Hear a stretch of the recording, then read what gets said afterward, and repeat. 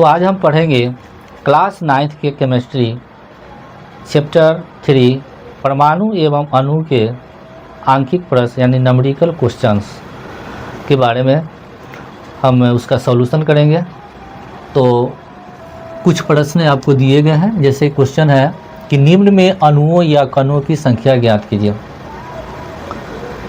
यानी दिया हुआ जो ये क्वेश्चन है उसमें कहता है कि इस प्रश्न में जैसे कहा कि 10 ग्राम जल में अणुओं या कणों की संख्या ज्ञात कीजिए। यानी 10 ग्राम जल में कणों की संख्या कितनी है, अणुओं की संख्या कितनी है, परमाणुओं की संख्या कितनी है, आयनों की संख्या कितनी है। तो इसके बारे में हम थोड़ा सा जानेंगे। हम जानते हैं कि कणों की संख्या जो होता है वह मोल संख्या और आवागाड्रो संख्या के गुणनफल को ही हम कणों या अणुओं या परमाणुओं की संख्या कहते हैं, आयनों की संख्या कहते हैं। यानी मोल संख्या और आवोगाड्रो संख्या के गुणनफल को कहते हैं। तो चलिए इसको हम बारी बारी से क्वेश्चन को प्रश्न को हल करते हैं। तो जैसे पहला क्वेश्चन लेते हैं, जैसे 10 ग्राम जल यानी 10 ग्राम ऑफ वाटर, 10 ग्राम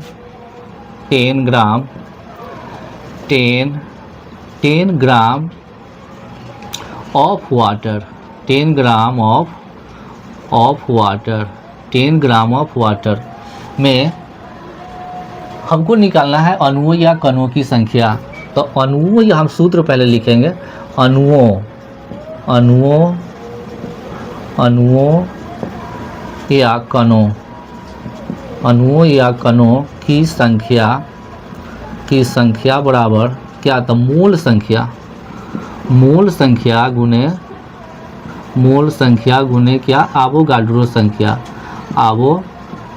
संख्या। मोल संख्या और आवोगाड्रो संख्या के गुणनफल को ही हम अणुओं या कणों की संख्या कहते हैं। अब इसको संकेत में अगर हम लिखना चाहें तो अणुओं या कणों की संख्या को हम कैपिटल एन से सूचित करते हैं, कैपिटल एन से जाना जाता है। और मोल संख्या को स्मॉल एन से और आवोगाड्रो संख्या को एन नॉट से जाना जाता है अथवा एन ए के नाम से भी जाना जाता है।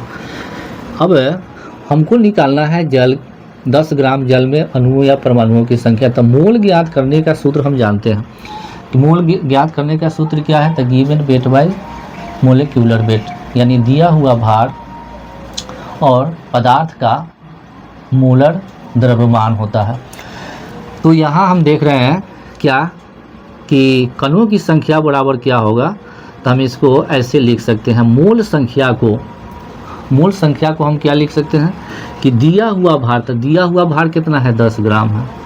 और पदार्थ का मोलर द्रव्यमान, तो पदार्थ हमारा क्या है, H2O है, जल है, वाटर है, यानी H2O दिया हुआ है। तो दिया गया भार यानी गिवन वेट हम लिख सकते हैं, दिया गया भार, या हम ऐसा भी लिख सकते हैं कि पदार्थ का द्रव्यमान बटा पदार्थ का मोलर द्रव्यमान, ये भी लिख सकते हैं। या given weight by molecular weight भी हम लिख सकते हैं। तो हम यहाँ लिखते हैं पदार्थ का द्रव्यमान या भार लिख सकते हैं, द्रव्यमान या भार, या पदार्थ का मोलर द्रव्यमान, पदार्थ का मोलर द्रव्यमान, पदार्थ का मोलर द्रव्यमान गुने आवोगाड्रो संख्या यानी एन नॉट। अब हम इसको इस प्रकार से भी लिख सकते हैं, इस प्रकार से लिख सकते हैं। कैसे कि n बराबर क्या हो जाएगा, n बराबर पदार्थ का द्रव्यमान को अंग्रेजी अक्षर संकेत में हम किससे जानते हैं, तो स्मॉल n से। यानी स्मॉल n से पदार्थ के द्रव्यमान को सूचित किया जाता है और पदार्थ का मोलर द्रव्यमान को कैपिटल M से सूचित किया जाता है। अगुने आवोगाड्रो संख्या को n नॉट से जाना जाता है। अब ये हमको सूत्र मिल गया है। अब इसी सूत्र पर हम सजा देंगे। जैसे M का मतलब क्या हुआ कि पदार्थ का दिया हुआ द्रव्यमान या भार। तो पदार्थ का दिया गया भार कितना है, 10 ग्राम। अब बटा पदार्थ का मोलर द्रव्यमान, ये तो पदार्थ का मोलर द्रव्यमान कौन सी है, तो ये H2O है यानी जल है। तो जल का मोलर द्रव्यमान हम निकालेंगे कैसे, तो हाइड्रोजन की 2 परमाणु दिया हुआ है, तो 2 गुने हाइड्रोजन का परमाणु द्रव्यमान 1 होता है, प्लस ऑक्सीजन का परमाणु संख्या कितना है, 1 है, तो 1 गुने कितना, ऑक्सीजन का परमाणु द्रव्यमान कितना होता है, 16 होता है, 16 गुने एवोगाड्रो संख्या। एवोगाड्रो संख्या कितना होता है?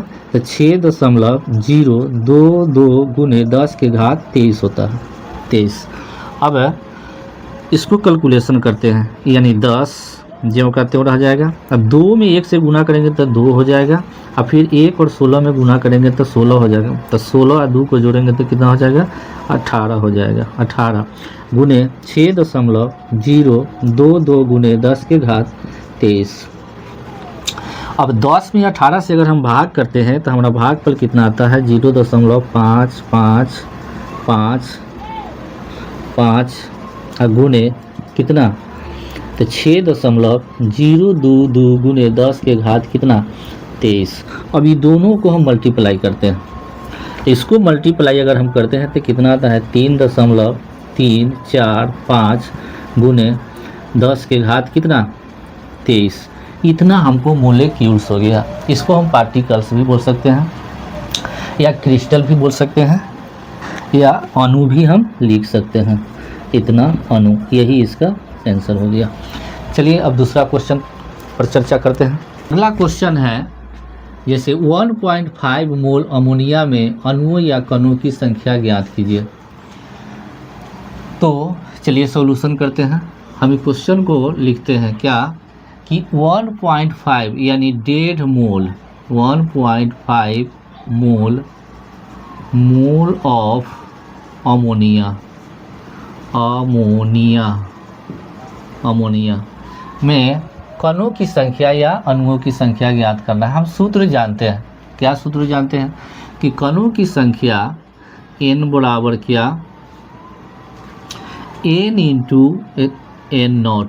n का मतलब स्मॉल n का मतलब हो गया है मोलों की संख्या, और n नॉट का मतलब हो गया एवोगाड्रो संख्या। अब इसको हम बड़ा आसानी से इस सूत्र पर सजा सकते हैं। जैसे मोल संख्या हमको दे दिया, कितना मोल है? तो 1.5 मोल है, तो 1.5 यहाँ लिख देते हैं, 1.5 इंटू एवोगाड्रो संख्या कितना है? तो 6 पॉइंट। हम जानते हैं कि एवोगाड्रो संख्या जो होता है वह 6.022 गुने 10 के घात कितना होता है? 23 होता है। चलिए अभी दोनों को हम मल्टीप्लाई कर देते हैं।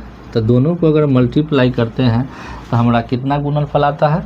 तो गुणनफल आता है 9.3333 गुने 10 के घात कितना? 23।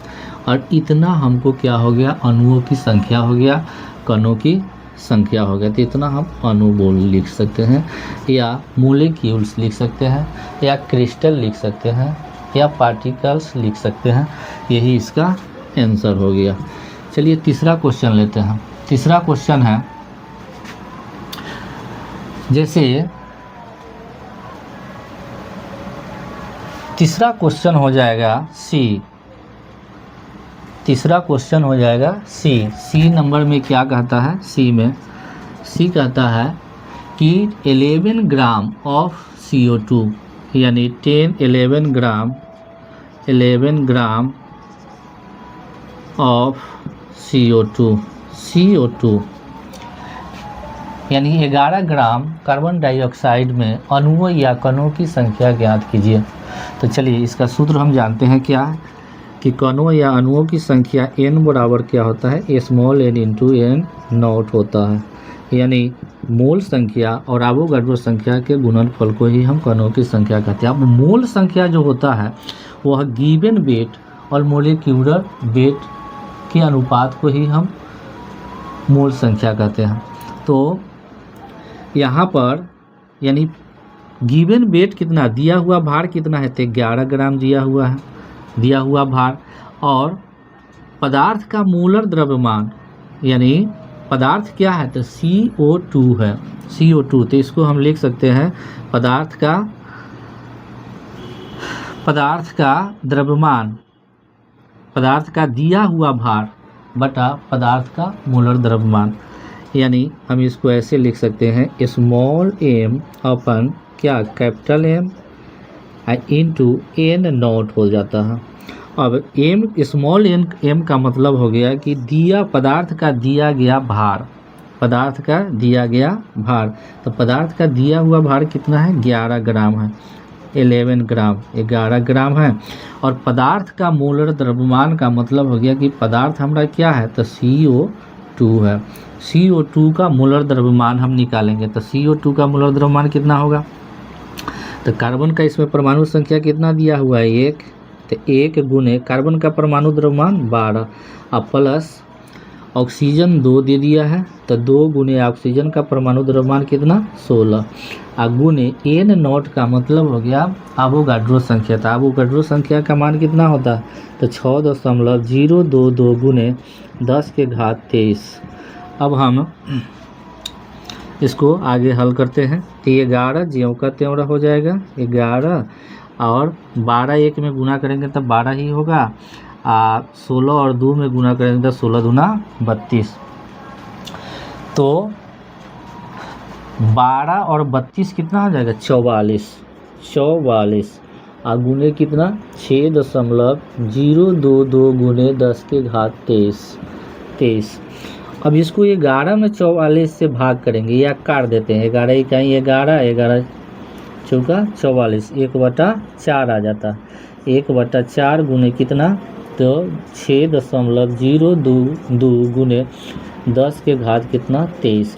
1 में 4 से अगर भाग करते हैं तो 0 कितना आता है 25 आता है, गुने 6.022 गुने 10 के घात कितना 23।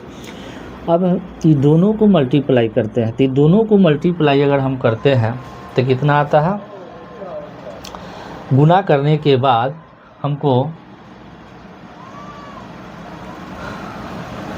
यानी 1.5055 आता है, यानी 1.5055 गुने 10 के घात 23 अणु हो गया। इतना अणु या मोलेक्यूल्स हम लिख सकते हैं, इतना मोलेक्यूल्स हो गया, यही इसका आंसर हो गया। तो चलिए आगे हम बात करते हैं।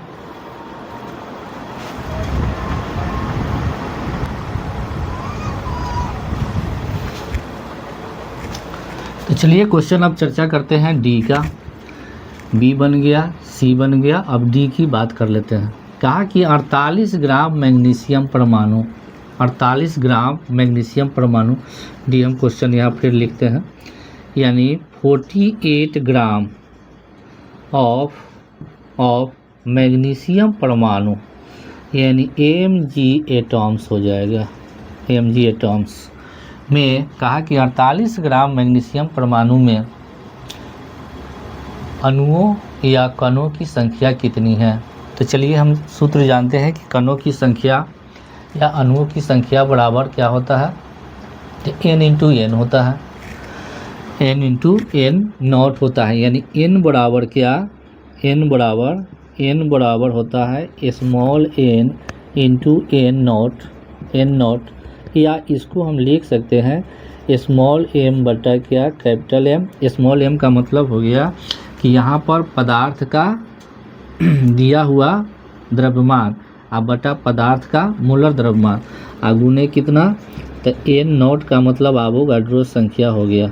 चलिए तो पदार्थ का दिया हुआ भार कितना है, तो पदार्थ का दिया हुआ भार हमको given weight by molecular weight, यानी पदार्थ का दिया हुआ भार 48 ग्राम है, 48 ग्राम बटा मैग्नीशियम का मोलर द्रव्यमान कितना होगा, तो मैग्नीशियम का द्रव्यमान जो होता है वह 24 होता है, 24 गुने एवोगाड्रो संख्या कितना होता है 6.022 गुने 10 के घात 23। अब 24 दूना 48 ही कट जाएगा 2 मरतबे। अब क्या करेंगे, तो 2 गुने कितना हो जाएगा 6.022 गुने 10 के घात कितना 23। अभी दोनों को अगर मल्टीप्लाई करते हैं तो कितना आता है 6 दूनी 12.044 गुने 10 के घात 23। इतना मोलिक्यूल्स हो गया, या इतना हम पार्टिकल्स बोल सकते हैं, या इतना क्रिस्टल बोल सकते हैं, इतना या अणु इतना हम बोल सकते हैं, इतना अणु, यही इसका आंसर हो गया। चलिए अंतिम प्रश्न पर चर्चा करते हैं। जैसे ई में कहा कि 0.5 मोल जल में 0.5 मोल जल में अणुओं या कणों की संख्या ज्ञात कीजिए। 0.5 मोल जल में, चलिए इसको हम यहीं पर बनाते हैं, यहाँ पर बनाते हैं। जैसे ई का कहा कि 0.5 मोल जल में, यानी 0.5 मोल ऑफ वाटर में क्या कहा कि अणुओं की संख्या ज्ञात कीजिए। तो हम जानते हैं कि n इक्वल टू क्या आता है, small n into n not. अब n का मतलब, स्मॉल n का मतलब होता है क्या, नंबर ऑफ मोल्स होता है, यानी मोलों की संख्या। तो मोल संख्या हमको दे दिया कितना, मूल संख्या दे दिया है 0.5 इंटू n नोट का मान हम जानते हैं क्या कि 6.022 गुने 10 के घात 23 होता है, 23। अभी दोनों को हम मल्टीप्लाई कर देंगे तो कितना आ जाएगा, यानी 0.5 में 6.022 से गुना अगर करते हैं तो कितना आता है 3.011 गुने 10 के घात 23 ये अणु हो गया, या मोलेक्यूल्स बोल दीजिए, या क्रिस्टल बोल दीजिए, क्रिस्टल्स बोल दीजिए, यही इसका आंसर है। तो ये 5 प्रश्न था जिसमें अणुओं या कणों की संख्या ज्ञात करना था। इसमें मात्र एक सूत्र हमको याद रखना है कि कणों या अणुओं की संख्या ज्ञात करने के लिए क्या करना है कि मोल संख्या और एवोगाड्रो संख्या के गुणनफल को ही हम कणों की संख्या, अणुओं की संख्या, परमाणुओं की संख्या या आयनों की संख्या कहते हैं। अब मोल संख्या किसको कहते हैं, ये हम जानते हैं कि given weight upon molecular weight होता है, यानी दिया हुआ भार बटा आणविक द्रव्यमान या भार होता है। केमिस्ट्री में भार और द्रव्यमान में कोई अंतर नहीं है, इसीलिए कहीं द्रव्यमान बोला जाता है तो कभी भार बोला जाता है। तो चलिए हम फिर अगला प्रश्न पर चर्चा करते हैं।